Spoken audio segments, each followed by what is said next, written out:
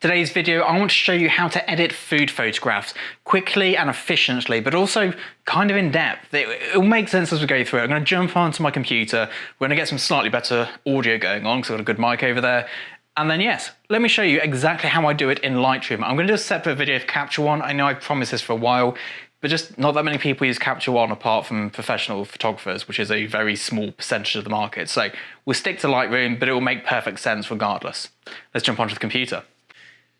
Okay, so here is a file which never made it as a final edit. So I assume I'm good doing this on here. Now, I'm not going to go into the Photoshop of how to do things like remove this cotton wool. That'll be a separate video altogether. This here is how to edit a single RAW file. So this is a RAW file, kind of in focus, a slightly unsharp image, which is probably why I didn't make it to the final. If you just press I in Lightroom. So shot with a 50mm Sigma art at 2.2, which is probably asking for trouble in terms of getting it in focus. And we can also tell that the camera wasn't level. Kind of knocked it. We always check this before the final image, but yes, it should be in this orientation. And to do that, I just pressed Command and bracket. So yeah, I'm going to talk you through how I would edit a shot like this. Now, there's no gray cards or anything like that. So setting a white balance, we're just going to click on this pipette and click here. And it's given us a slightly green color. Now this is obviously looks a bit Mickey Mouse as going around clicking here until it looks right, but it's often what we do. We get it close and then we'll just drag these to the right place. There we go. And there is a right and wrong with white balance, but also having the wrong white balance isn't always necessarily a problem. Let's just get that crop in nice. There's a little bit too much empty space for my current taste. And there we are to start with. So that's all out of focus down there. I've got a bit in focus here. So the first thing I do is crop the image, which we've done, and get the white balance kind of sorted. We might need to adjust it again in the future, but we'll get it sort of in a ballpark. Now my monitor is freshly calibrated. I've just used the data colors. So the colors I'm looking at are as accurate as they can be on this BenQ monitor.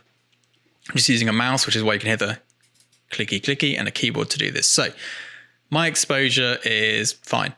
It's not too dark, it's not too bright, it looks how I want it to, but the contrast is not. Now, we don't use this contrast slider here. This does awful things. This moves the black and the white point equidistant from one another. So we leave that. Also, if you ever get somewhere and you go, I want to reset that, just double click on the word, it brings it back to 0. What we want to play with is the highlights and whites, the shadows and darks. So the whites are the brightest bright points and the highlights are a bit below, which is sort of this area of the histogram if you're into that sort of thing. Your blacks are all the way down here and your shadows are somewhere here. And then in the middle is your general exposure. So I always start with the blacks and you press the Option key on a Mac and click on this and you get this little thing. And when you do that, when it turns black, that's when it's completely clipped. Now, that's not necessarily a bad thing, but you can see in here it is. So often what I do is I will get it so there's just a singular black point, which we've got coming in now. And then click off and just see where we're looking. Then I'll go to my shadows. Just open them up a little bit perhaps. There we go. So there's a bit of a flatter image at this stage.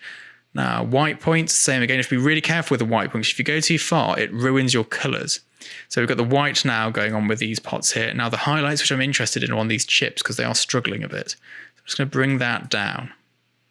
There we go. So let me just press the / key. That's the start, and that's where we are now. So we've got rid of that magenta cast it had, which hopefully you can see in your screens, but if you're not calibrated, maybe not. And we've gone to there. The chips are still a bit of a weird color, not too happy with them, but we'll deal with that. Now, these are like dirty hot dogs. Good dirty this is. So I want to bang in a load of texture. This is quite a new slider. I've not really used it in Adobe, so let me just zoom in to check it's not ruining the image. Now we're good. Now the clarity slider as well we're going to hit, and this normally does ruin the image. Now, the reason I didn't go really hard on the blacks, if you just watch the darker areas here when I hit this clarity slider, it's adding contrast around that as well. So you need to leave a little bit and then perhaps come back and go, do you know what now? We need to open them up a little bit more. And it's all a case of doing something, then going back on it, doing something, then going back on it. Vibrancy, right. This is a Canon sensor. So I go all the way down here and I don't look at the slider. I'm moving it, but I'm looking at the image until it looks natural to me. That's a bit too far about there. Saturation, don't touch it. I've not used that in years. Right, let's close our basic tab. This is now a basic color grade, but what we want to go into now, we don't use tone curve, is the HSL. And I want to deal with these chips because they're a bit luminous. Let's go to luminance, which is brightness. See this little circle thing up here? You click on this, you grab a chip, and watch this, you can do it. But the thing is, it does it globally across the image, so you can't go too nuts because you'll end up with hot dogs that look like that. Just reset that a second. I made a right hash. Again, just double clicking to reset. Let's grab one of these bright chips, just pull it down ever so slightly. There we go, -19. Saturation, it's fine. Hue. Now the yellow hue here, for me, on this camera, doesn't look right.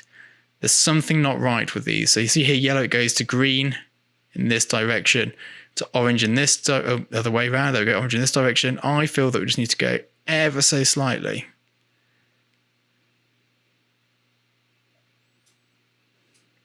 Warmer on those hues. Let's have a look. So before, after. It's not quite right. Let's just reset those.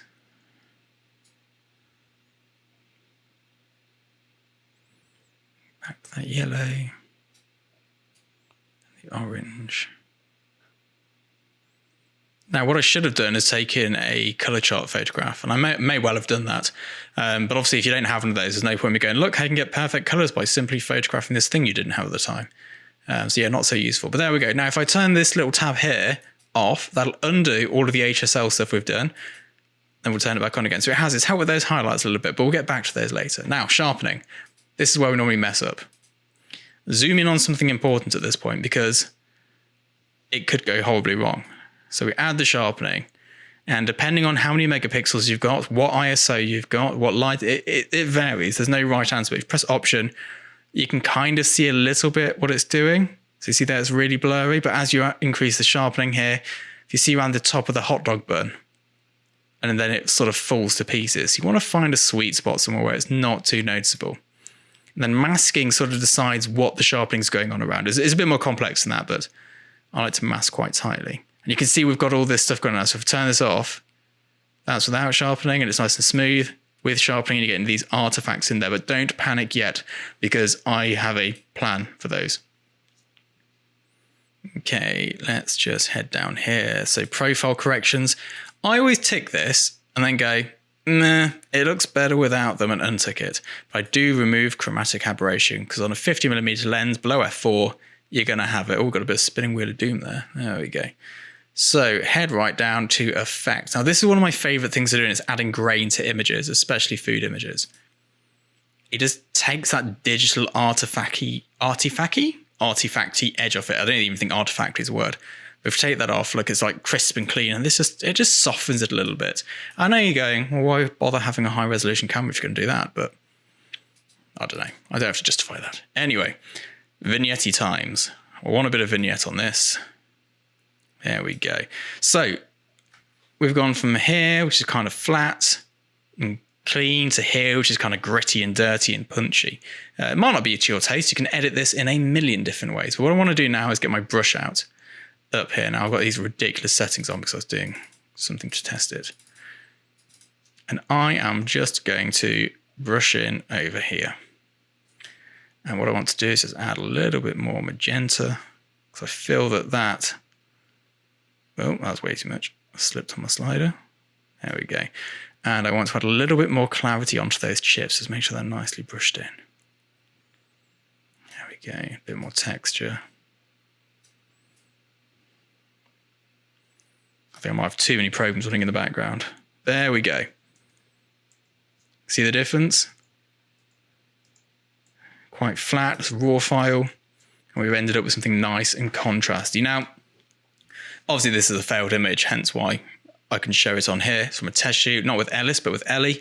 This was using one of my backgrounds. We're just seeing how they responded. I'm actually out of stock on these at the moment, but I'll bang up a link anyway for the time should I ever be able to get some more stock. But I don't really want to risk anyone's safety right now. So yes, there we go. But there we go. That's it. All we do now is right click and I go to export,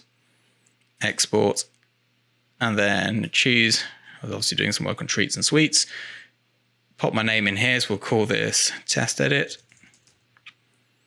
I would then come down to here and give it a file name. My general export is 2000 wide. Mostly it's just to go on the web, but otherwise I just have it as original file size and 300 DPI. I don't worry about metadata and stuff. I know a lot of people are really precious about this.